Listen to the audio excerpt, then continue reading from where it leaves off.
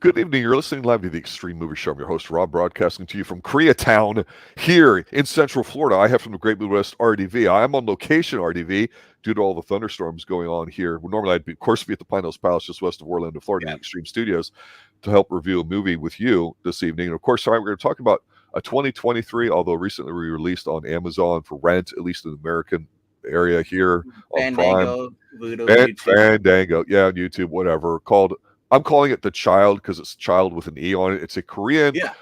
I don't want to call it a martial arts film, but I know you are, so I will say that it is. I'm going to call it a Korean drama, just to sound a little bit pollutant here, because this movie's a mixed up bag that, to be honest with you, put me to sleep in spots, and it's a frustrating movie to watch, which is one of the reasons why I'm going to discuss it with you here tonight. And it was the first watch for me. What's your initial take?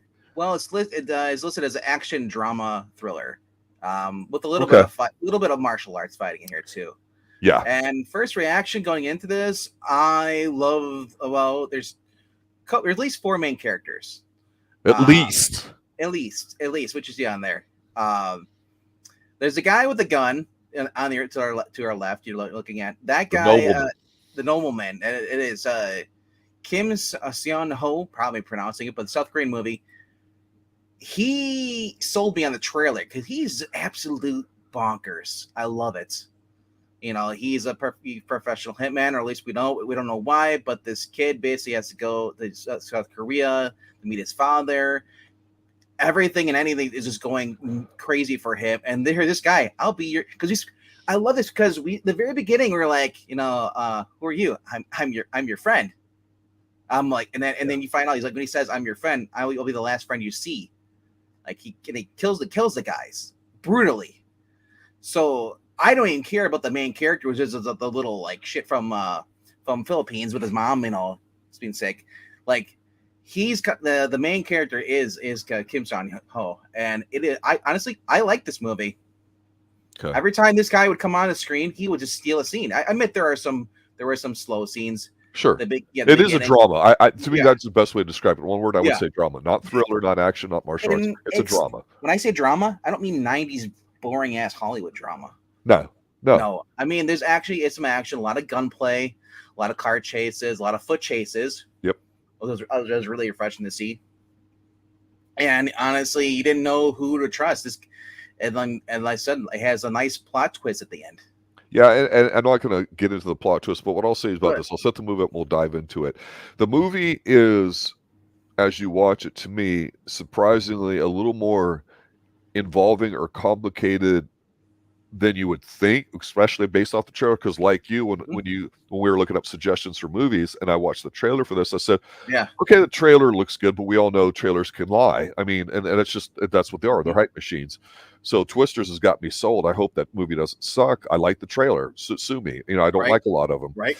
So here I thought, okay, this is about a guy. He's a hitman. He's an assassin or whatever. So like you, I will admit that there's at least, I'm going to say 2, but maybe 4 main characters. I can see that point there.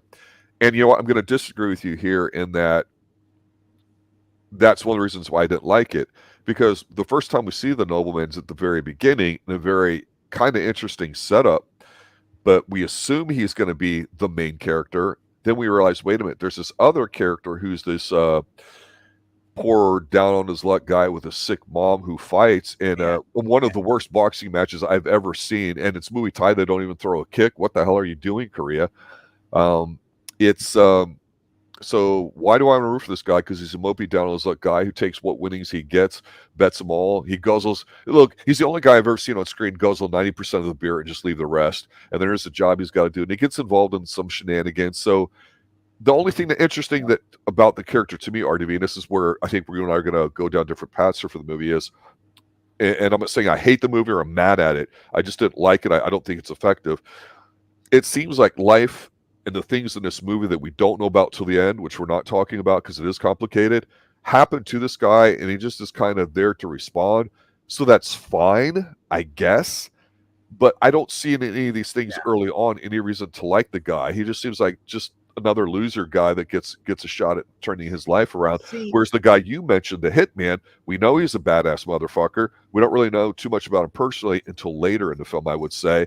So the whole purpose of the movie, you'll find out, is going back and forth between these two guys and some of the other characters. And that's where I think a lot of people said, oh, this movie's great, it's fantastic, it's different. It is. That doesn't mean it works or it's good. for me, it worked because the main character is the guy with the gun. We don't from the trailer. He comes out very sadistic, but there's a scene in the movie here too, which is included in the trailer. So I was like, thank goodness, because I hate when they have this in the trailer, but it's nowhere in the movie. There's a scene where the guy is being chased by the guy with the gun, and he basically runs, and it starts raining, and he stops pursuing. So you realize that this guy's a clean freak. He has an OCD where he doesn't want to get his suits dirty and all that stuff. Yep. So I thought that was really cool and gave the kid advantage, but the kid is a dumbass. Yes. It's like he's never obviously. Well, and here's the thing though. I can excuse a little bit some of this because you're street smart, but then there's also whatever this kid is because he's never owned a TV. Yeah, he's destitute. He's poor. They're living in the Philippines. You know, he does illegal boxing. You know, to get money just so he can go pay for his mom's medications. He needs surgery, otherwise she's gonna die. And she's bedridden and single mom syndrome again. He goes over to nothing wrong. Well, she just lays there, really. Yeah, she's got the easiest job in the movie. Exactly, right. So he ends up going to his friend who runs this orphanage, which is their building is about to be condemned because they can't afford it. Yep. The upgrades and all code violations, so the book closed. And he asks, like, hey, can you take this money to go find my father? You know, but then he gets called later on. This guy says, hey, your father actually reached out to you. Turns out he needs you to go to Korea. This guy shows up, these guys in suits. Yep. Basically give him like, hey, proxy. He says your dad's sick. He sent me. We need to go right now. Yeah. So this I actually thought was kind of interesting, right? This guy's that we don't really care for the kid, or at least I don't. But there's an interesting setup because we go there. It's going to be more than what it just needs to be. But the interesting thing that they mentioned here, which I don't know in the Filipino culture or the say Korean culture, let's say, where in America, you and I could talk about it a bit more. Obviously, being American, is that they mention about him basically being I want to think of the American translation for it. Well, so basically, like if I went over, huh? A mutt. They call him a mutt because he's from two different ethnicities. But yes, in America, we were open to that, right? But the idea was that like a soldier went over to the Philippines, knocked up one of the locals, and just abandoned her and all that. He wants to find his dad, but he's looked down upon by the rich people because he is a mutt. They call it a special name here. I can't pronounce it. It's called a Quino. Okay, because he's half Korean, half Filipino. Yep. And so his brother wants to bring him there. We don't know who these two other girls there. As we go, the movie progresses, because he usually gets hit by a car, and then she pays for his stuff, takes his blood, and right there I'm like, what are they taking his blood for? And it's like, it's kind of weird. Yeah. Well, let's pause for a second. Do you remember with the car hitting him when the chick shows up? He was getting set up by an old dude he used to know to knock over a jewelry store, and it was a complete setup. There's some action in there that's pretty good. You're like, is it going to turn into one of these kind of movies? And he's running. It's a great foot chase. Yeah. So there's some good scenes in here. Breaks, bottles, all that stuff. It's great. Yeah, but he gets hit by the chick in the car, and you're like, okay, this is going to be the forced love interest, possibly, right? I mean, we're seeing things that we think we're used to, right? You like that? I was like, oh, here we go. No, and I liked it. So she takes him to the hospital, and then she gives him money and stuff. But then she shows up later. This is Go Ara. She shows up later as after he lands in Korea. The guy shows up, Kim Seon-ho, because he already talked to him on the plane. Creepy as frick, Let's talk about the plane scene. Oh, I loved it. Here, this kid's and he's on the plane. He's in the business side, and the guy shows up, and he whispered after talking to him. He's like, "Oh, I'm your friend." He's like a crazy. I love how the kid speaks English, and this is where we get what you're talking about, how they're looked down upon. Yes. If you can't speak English, Koreans love English, but you got to have an American accent. If you have a Filipino accent or whatever and all And that, he's yeah, trying to change his accents to all of them. He says, if you speak British, that's fine. If you you speak know, American, that's good. But if you speak this and all that, and you talk, and basically says it's gonna make or break you when you get over there. So he's very cultured. He's very sinister. He's a very weird dude. I agree with you. yeah, He's a scene stealer. We don't know anything about him, but no, that's not but necessarily a good thing. well, for me it is because the main kid, I never really had any interest in him even from the very That's my beginning. point. Yeah, you would And care for one and and not I the other. and I don't think he's supposed to be the main character. He's just one of the characters. I think the main, if you turn out, he's just a pawn. So that's my point. I never really thought him as the main character. I thought of him as one of the main characters. Well, Uh, I agree with you. He's one of the main characters, but yes. they're not flip sides of the same coin. I agree with you. He's a pawn. Everything happens to him, and this other dude is like his other side that can take care of all this shit. But he's an empty suit, even though he dresses up and all that. We find out more about him later. But that's the whole point. Is this movie does not have one person that's the central basis. I don't think that's a good thing in this case. It's interesting, but I don't think it's effective. I would argue that the two main characters is the guy with the gun and the kid that's being running away from him because he doesn't know who he is. All he knows is that this guy killed a bunch of guys that he was driving the car with, caused an accident, but let him live. And then you get a foot chase, and eventually she shows up, and then she and picks him up in his Mercedes, whatever. They're really pushing the Mercedes in this, which I liked. A Child, the Korean drama, brought to you by Mercedes. Yeah, right. And anyway, so as they're driving away, all of a sudden they're on the freeway. And what's really interesting too is that they're driving Mercedes Benz, and they're Mercedes, and these are on the left side, and they're driving. And because they're in Korea, apparently they drive on the right side. They're not like Europe, who I think it's backwards. I always find that kind of interesting when I see them in foreign countries that are similar. And so they're driving, and then she signals the headlights to what turns out to would be his older brother, who was looking for him because he wanted him to come. Their father is deathly ill, and you're like, and okay, you find more about this. It's like, so anyway, so they basically turn around, they get a car chase. Then, guy with the gun shows up again, and basically, we get a car chase then. And he tries to knock her off the road, and then she manages to slip away. And as she pulls in this little wooded area there, she put, next thing you know, he's like, "Don't you recognize me?" He's like, "What do you mean?" It's the girl that hit him with the car earlier. Yep. And what her role in all this is, and she's like, "Are you stupid?" And I love it because they actually call out the character being stupid. It's like, what do you think? You're here for? It's like, and.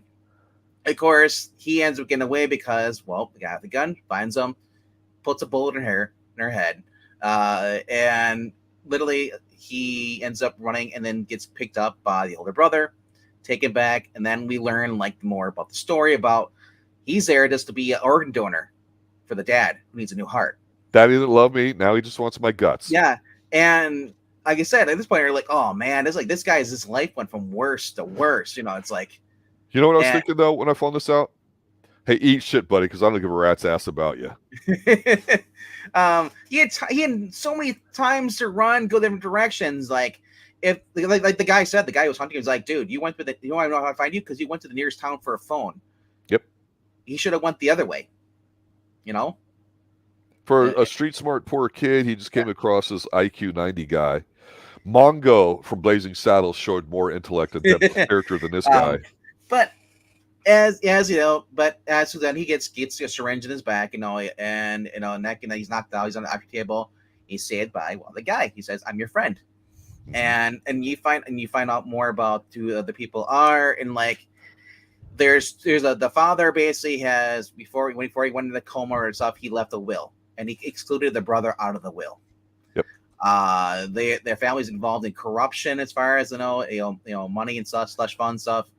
And the one of the daughters and the mother, the wife, whenever basically want to they will be left the company if once the father dies. So he basically wants to take this kid who basically who is a donor, match donor, and but then you find out it's like I said, the really shocker is after the guy kills all the doctors and this is where we get the cool fight scene again. There's two cool fights in here. The first one where the kid gets beat up by the kids in the gang Yep. in the alleyway, and then here, and this guy is just using guns or shotguns, or he's using scalpels, and parts of like electronic stuff. It's just like it's messed up. And then, like I said, we learned out that like he says like, dude, I told you, you're gonna die, but not today, you know. And he's like, and I told you, you are the I'm your friend. yeah. I love what he says. He's like, these people should mean nothing to you. And he's like, what? Because you're not. That's not your family. And he's like, It's like, and you learn like how he was hired by the girl on the right with the sunglasses to basically find the missing son, the bastard son. So he just went to he's actually raised at that orphanage at the very beginning. He was raised there. Say it isn't so, RDV. Yeah. There's a connection. Yes, I love it. Because it could have been totally worse. It had no connection whatsoever, and it's been a horrible ending for me. Right. But in fact, he basically swindles him out of the money, makes a dumbass brother pay him $10 million in U.S. money, and he uses that to pay for the guy, like, you know, the main character's, you know, mother's operation. But and I said, like, I kind of like the plot twist at the end. Like I said, I'd say out of ranking, you know, I'd say give it about 3.5 stars out of 5. I'd say it's not the best movie, but it's above average. It could be a lot it's worse. hard sometimes when we're talking a lot of movies, because obviously Netflix has a very major Korean influence with things coming over. I thought, for example, I thought this guy was basically trying to be Korean John Wick, but they didn't really do the shooting part to it. But with the dressing up and stuff, that seemed kind of obvious to me. I mean, it doesn't mean that it is or it isn't, but again, my problem with it was them jumping back and forth between which character we should pay attention to. It's not like they were brothers unintentionally, or one was basically, hey, I was hired to do this. Were you having problems following the story? It's not having problems following the story because I thought the story is interesting. It's just I didn't give two shits about the characters because I didn't think they were very involved, or at the beginning they didn't do a good job hooking. Okay, here's an example. Nobleman. We see him at the opening, right? Yeah. Very creative way on how he gets out of his situation. And to your point, that tells us, hey, this guy's a brutal, efficient motherfucker, right?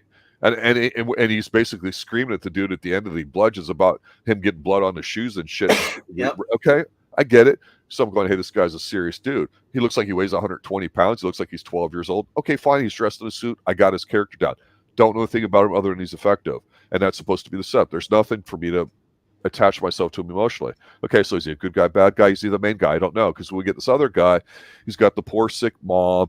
He has somebody has to do stuff for him. He's a loser, and I don't mind a loser trying to do stuff, but he was a mopey bastard, so I don't give a shit about him. And he got lucky at the end because of this connection. So my point is with this movie, where it did work for me, is I actually thought the story part was pretty interesting because it's not as cut and dried as you think. You don't know it until the end. And the whole family drama stuff I thought was pretty good. But to me, ultimately, if I had to sum it up, it was basically boring. This looked like an action movie that was written by a woman that wanted to emphasize the story stuff to it with the family stuff, which wasn't bad. But the way it was marketed, to your point, when we saw the trailer, we're like, hey, shit, this looks good. We got to jump on this, right? But it's nothing like it. It's totally different, which is okay, and it's good. But everybody's acting like because it's different, therefore it's good. And to your point, I agree 100%. Nobleman character steals the scenes. That's not good when they're supposed to be jumping back and forth between these two guys. It's just it was there. It just didn't work for me. It's not something I would ever watch again. If this is your kind of thing, that's fine. I'd rather have something that's a little more one notice, a little more that involves you and brings you in, because if you don't care about him in there, who gives a shit about how detailed the story is and how the resolution at the end? It didn't matter to me because they had no depth to them. They were just empty suits, literally. If they would have went the way where the mopey kid, you know, would have been more of a fighter and then like did stuff, it would have been Hollywood. It would have, and I kind of like that they didn't. It's a bait and switch, and it's a bait and swwitch. And I appreciated that because, like, you know, because I was like, oh man, is this kid gonna be like the main character? Because I honestly, when I saw the trailer, I didn't give two shits about the kid, you know, fighting. I was drawn to the guy who's like a creepy serial killer, kind of like this, you know. He's just like, he's laughing, he's like a hyena, just, you know, he's just one step ahead. And then like here comes this girl, it's like obviously like she's not gonna like do martial arts to fight him or something, but with the car chase, the gun stuff, you know, and then he basically outwits her. It's like, but to find out that he actually is the main good guy. Yeah. You know, so I said I pleasantly liked it, because at first I was like you, I was like, oh, this is gonna like this is just rough, but then you find out like it's at the end, it's like because like okay, now what the real reason this is because this guy actually is the main hero stuff. He's a guy who spent his life basically killing people, and now that he's dying, he realizes he's had a his heart, I guess, is basically his softened, and he wants to do some good because I don't know because of Buddha, whatever they don't say, but I mean like He's realized that life yeah, is worth living, and with what yeah, time he has left, he wants to be a positive influence, yeah. even on this loser from the And Philippines. even at the end, I mean, I want a sequel. Even at the end here, he's like, they're talking. He's like, he shakes hand, and he's like, and the guy's like, fuck off. He's like, I'm your elder. You can't, because remember in Korea, you're supposed to respect your elders, Japan stuff. You're supposed to. And Asian cultures, yes. so I kind of like this. Like, so I wouldn't mind seeing a sequel from this. It's like The Odd Couple. You know? If they had set it up earlier where they kind of like ran into each other, like, okay, he's the poor guy, and he trains at an elite level gym, and this guy's like his buddy, and they were both from the orphanage, but one got really successful in him, and it turns out he's a hitman, that's how he makes his money and all that. Some kind of like buddy cop kind of thing that would have tied them together early on, I think might have been a better way to approach it. And again, it's like there was a movie that came out a few years ago. I think it was Korean. I think it was called Parasite, and everyone was like, oh, this movie's just so involved because it talks about class warfare, and we're going to give it 20 Oscars, and we're going to make up categories to give them Oscars. And it was kind of a shitty film because you didn't care about the characters. And it's like, that's important because, again, if you're going to have two different characters that have different things they're going to present to you, that's fine, but you don't really get any inclination early on to your, again, this is a negative. He might be captivating with his style, with the smile, with the, hey, I'm not totally there kind of look and all that, which people really respond positively to. Yeah. But at the end, as you just described, that's the twist. Is no, this guy wants purpose in his life, and he's making these things happen. So he's a change agent, right? That's great. You could argue that he's supposed to be the big brother, or not even really a father figure, but a big brother. Let me show you the right way to do this, my young brother, kind of thing. That would have been kind of cool, but you don't really get that till maybe halfway to the film or later on. He's just sort of this force from out of nowhere that has a purpose that we don't get to later on. And so I think the lack of having these guys cohesively, intertwined early on like that is fine. But a lot of people liked the approach of it being different, like the plane scene. That's a cool scene. Yeah. It really is. If you just had that as a trailer, instead of all the action stuff that was one notice and focused on this guy, I think you'd have had some, because you'd have gone into this movie thinking about these two guys, and you're like, okay, this is the first guy. Okay, here's our second guy. Now they're going to get together. Now here's the plane scene. Now here's what's going on. That might have been a different approach. So it is different. I'll give it that. Yeah. So and it looks good. I like that it was in the Philippines, and they went to Korea. Normally we don't get stuff like it. We've done a lot of Hong Kong older stuff lately.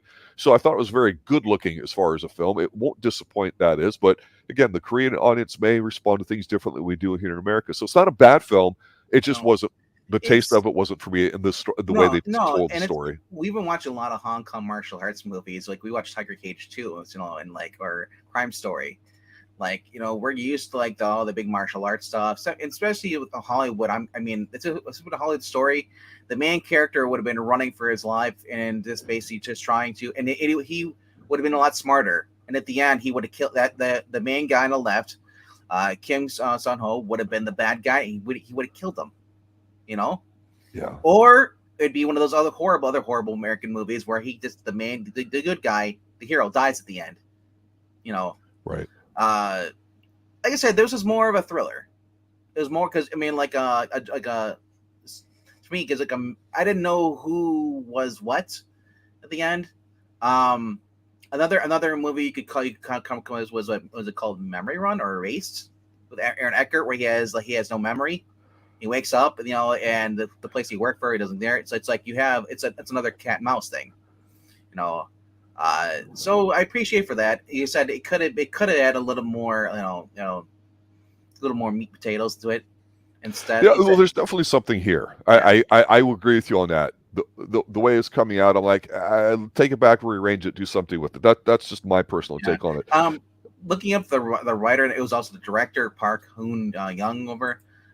He has done some of the previous movies. This is his latest one. He started writing, doing movies, and it's called I Saw the Devil, which was in 2010. Then he did Unjust, Showdown, New World, Company with the Tiger, which apparently that's his most highest rated movie on IMDb is the New World. Right. And then he also has followed by the Tiger. And he's kind of looked like feudal Japan kind of stuff. So okay. I don't know. So I don't know how this came about as far as the story, but I mean, like, you know what I'm looking forward to is looking at more some Don Lee films. Right.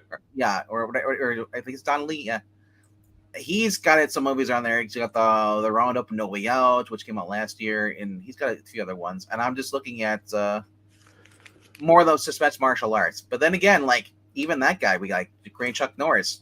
Yep. He had a bad movie. I don't He, think we're he's due, and definitely.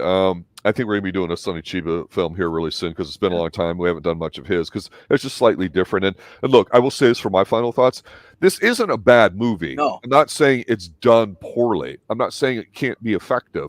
I understand exactly what you're saying, and I see that with what you're describing. I'm not even going to bitch about how the trailer and the movie don't seem to be related at all. I will confess, being an American, even though we have a fondness for action movies that we talk about here in Xtreme Movie Show, even though we'll cover anything, no matter the fact that we're 80s based, we'll go back to the 30s. It just wasn't for me. And that's what we try to do here is kind of talk about what we think works and doesn't and why, so people can kind of take that, think of it. I mean, we don't try to hate watch it. I'm not saying, oh, it sucks because I didn't like it or it's horrible. It's just, I don't. When you throw a suit on somebody and you give them a little one-note thing, it can work. But again, it still comes down to, I think, the emotional attachment you have to the characters. Because frankly, who gives a rat's ass about if Rocky, say, in the first movie, won the fight? It wasn't about that. And we know that. And even though we say, oh, that's the boxing movie. No, it's not. It's a romance. And there's a lot that can be said about certain things in pop culture. I don't know Korea pop culture if this is what we would call cutting-edge entertainment. I do not know if some of these people are like the... well, they love American action movies, so they're taking their movies and making them like America, and we're taking Koreans and trying to make our American movies Korean. It's kind of weird how we steal from each other. I just don't know if this is considered hot and grade A level shit for the Korean audience, and I wish I knew that. Because it'd be interesting for us to kind of compare it and go, well, we think this was great, and everyone would be like, oh, no, that's considered mid. We don't know. Yeah, and it would have been fun is like if they said that if you would turn out at the end and Kim Seon-ho, the guy with the gun near each other, the smile on his face, if he would have been up being the gangster son, the real son, and he set this all up because he wanted to get revenge of the family, yeah, that would have been great, Here he just used this punk kid, and then but so wouldn't that have been more delicious? Oh. Well, it would have been more delicious, but like I said, these are hit or miss. I mean, this is the 2023 movie. I did like it. I didn't really like it, but I did like it. I thought it was decent. There were parts. I admit there were parts in the very beginning. I was like, "Whew, this is a really long." How far am I in? 10 minutes, because it was like a 2-hour movie. It's very long. Very long. It's dramatically long. Yes, and to say that just because it's 2 hours means that you can't have 2-hour movie or longer movies where they're actually entertaining. Well, it feels 2 hours long. I watched Horizon. I only felt like it had gone for 2 hours. Right. Horizon, the first part. Same with what was the other one we watched? Crime Story was about around 2 hours. A lot of these movies, and they go by so fast. You'll appreciate this because when we talk action films, I was having a lot of flashbacks to a review a few months ago that we have of another movie that was approximately 2 hours long and felt 2 hours long. And even though there's a lot of great elements in there, and I could argue that some of it's very good, it bombed miserably for whatever reason. And this, I was basically going to use a character from there to describe this film. Of course, the movie I'm referencing is 1985's James Bond's reboot based off the Destroyer movies. Remo Williams, one of our worst reviewed and nobody listened to streams we've done in the 5 years we've been around. In it, the master of Sunanju, where all other martial arts comes from, Chun, who Remo is sent to study with, says to him something like this, and I will just basically say, this is the master. I am trying to keep a straight face here, saying about this movie, it moves like a pregnant yak. Because it does. This movie there's something with the pacing in it that I'm like, the action scenes are kind of that shaky cam, kind of quick cut kind of stuff. I wanted, not the best. So what I was kinetic, yes. One of the things that did let me down, there was a big thing that let me down about this movie, is the fact that you see this kid doing the boxing, in the beginning, but you never see him fighting after that. Agreed. And it was a boxing match. So I'm like, okay, whatever. And I'm like, is he a martial artist, or what is going on with this? He just did this for a little bit. I'm like, why isn't he fighting the guy? Yeah. And we've said this before, and I've always joked on it. When you're in a martial arts movie, I try not to have guns and knives. No, you're going to have your props and stuff like that, your weapons, right? But here's the Yep. thing. You can't take for granted if the person's an 80-year-old bent over a woman or somebody in a wheelchair, like Mr. Yep. No Legs from the 70s that we covered here. You never know who knows martial arts and how good they are or what style. And that always pops me. And then here, to your point, I'm watching him. He doesn't throw it. The reason why I was bitching about the fight is because it was just sort of there. And he beats the guy up, okay, wins the money and all that too. I mean, the scene writes itself here. You did good. I have more. Where'd that come from? And he's all beat up and spit blood, whatever. And then when the camera zooms away, it says like Muay Thai, blah, blah, blah. Like, you guys didn't throw a kick. You didn't throw an elbow. You didn't do nothing. It looked like really shitty boxing, and Well, I didn't notice that. It was so blatant to me that I was like, I was like, well, okay, they're establishing the fact that this guy is a poor life, whatever like that. At least he can kick ass. Maybe he can solve his problems by kicking ass because that's what he knows and he's good at. So when they'd have the bank job set up here where it's the double cross, you're right. Nothing happens except he gets hit by a car with a chick in it. Yeah, I've never seen that before. Okay. I know what you did last Korean summer. Like, we had a better. I stunned you with that one. Well, no, I was trying to think of with the movie I was trying to think of there for. We did Dreaming the Reality, and also I've never seen that movie. All You Need to Little Summer.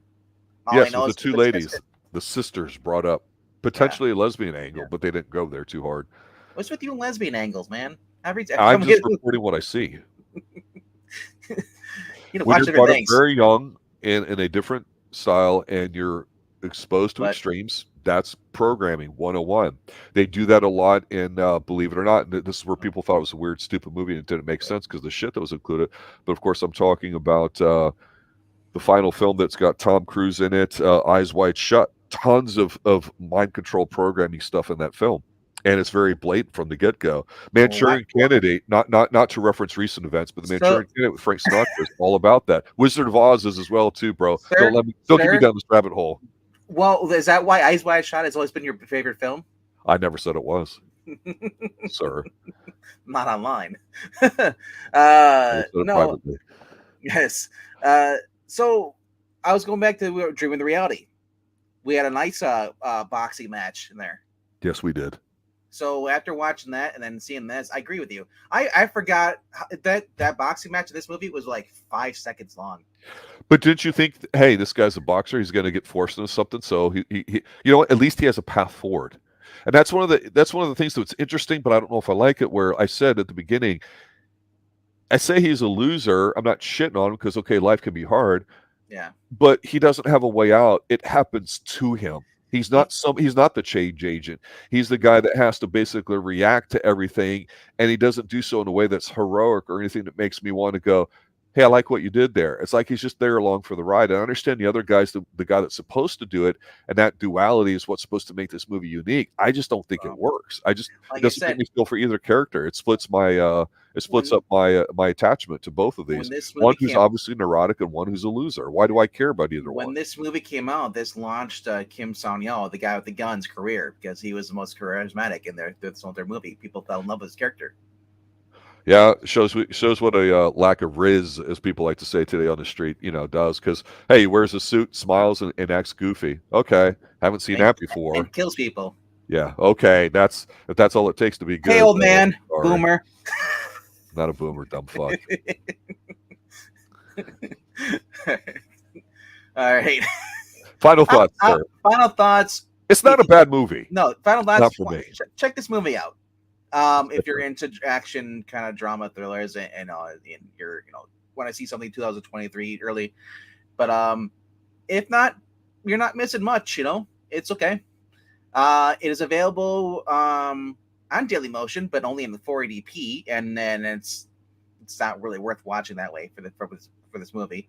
Go through Fandango, formerly known as Vudu, or go through Amazon Prime. You can watch it through there too. I'm sure it's available through other renting programs as well too. But yeah, let us know down below what you thought of the movie. If you haven't already done so, please click like, subscribe. Go check out our playlist we got on the channel here. We're looking for more watch time on our channel. We have plenty of subs, even though we're over 1,000. We are nowhere near the watch time, and there's a lot of stuff there that we have that just didn't get many views because for whatever reason, we hit a rut, and we revamped the channel. So if there's something back there that you say, hey, I like this review, or this you guys did, do you guys want us to do the sequel or whatever? Just let us know. RDV, you're bringing up a good point there too as we're closing up, because we just got done on the stream earlier tonight talking about Forever Night from season 1, episodes 1 and 2. It's kind of like a TV movie, and we're doing all of season 1, right? Yeah. The young 20-something Professor Pixel and I. But like the three of us, we did Kolchak the Night Stalker. There's a character in there that reminds us of that, so you can kind of see some similarities, and you can see where they draw upon it. A lot of people in chat were mentioning like Buffy, which we did season 1 review of as well, and the Angel, which again you could say that character might have come from this one or had it. So we try to tie all these different things together. So if there's an old TV review or movie review of something you like for us guys to re-review, because a lot of time has passed, let us know. We go back and forth, because as an 80s based channel, that is what we have a tendency to get most of our views, but we will review just about anything and all that too, and we go as hardcore and deep into as want. We just like to point out how it's related to other films that we've talked about, themes to it. That's why we've been doing martial arts for a while. We'll lean off of that and still be doing it, but doing some other things too. I think Twisters is on our short list over the next couple of weeks to kind of review. That's looking like that could be a possibility. Twisters, Cobra Kai, the final season. Yeah, that's coming out here, I think, on the 17th too. So we'll definitely be going through all that. Yeah, and I appreciate, like I say, all the newer people that have put on me on Twitter too, have done some retweeting too. That gets a newer audience of people here. I do not advertise or push the channel. RDV does a lot there in the background. Professor Pixel, young 20-something, helps a lot with the artwork and stuff too. So we're all doing different things, like RDV mentioned, revamping the channel. So we definitely appreciate the fact that you guys are willing to take time out and listen to us. That's the most important thing you can do, letting other people know that we exist. That's great, because we're just here to have a good time, not get hardcore political or anything else like that. We like it. That's why we do it. We do it if you're not here. We love it, the fact that you are. Yep. Good night now. Later, guys.